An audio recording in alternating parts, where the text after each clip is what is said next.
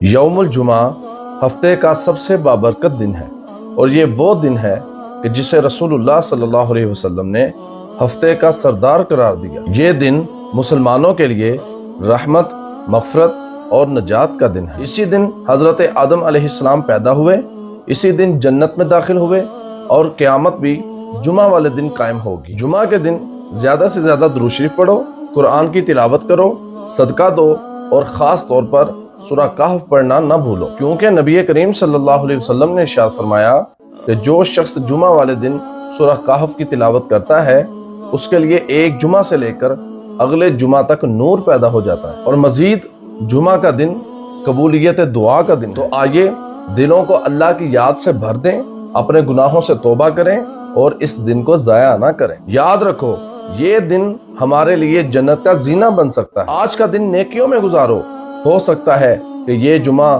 ہماری زندگی کا آخری جمعہ ہو۔